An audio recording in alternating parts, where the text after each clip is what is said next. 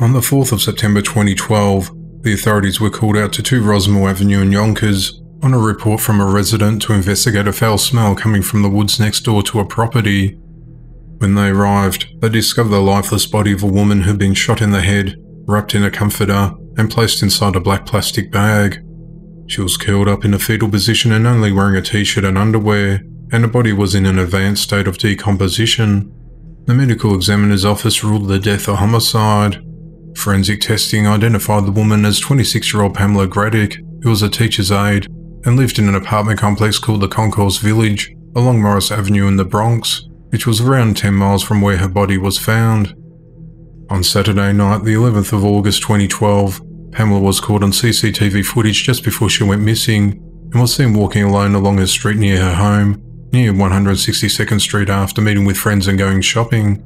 She was last heard from at 11:19 p.m. that night, after sending a text message to a friend.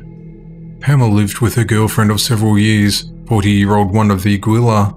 The authorities suspected the murderer to be someone that Pamela knew, and Wanda was the prime suspect. However, there was no history of domestic violence between the two of them.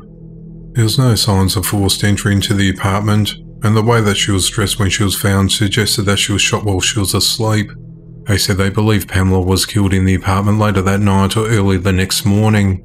Wanda told the authorities that she last saw Pamela at around 4:30 p.m. on the 11th of August, and later went to a club with a friend. She said she went to visit relatives upstate New York the next day and stayed at her mother's home on the night of the 12th of August. She said she then returned to her apartment the following morning, the same day that Pamela was reported missing. Wanda was re-interviewed in 2017, but she stuck to her story. Recently, cold case detectives re-examined old evidence using new technology. They had a fresh look at Pamela's cell phone, which was recovered near the crime scene, leading to a break in the case. Police said that data recovered from the phone helped dispute Wanda's alibi that she wasn't there over the weekend and that she went away.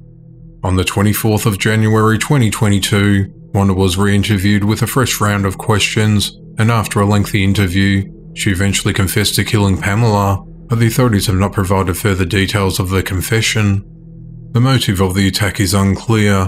She has been charged with Pamela's murder and has been held at the Westchester County Jail without bail. The investigators believe that Wanda may have an accomplice helping with the dumping of Pamela's body and are actively working to make an additional arrest.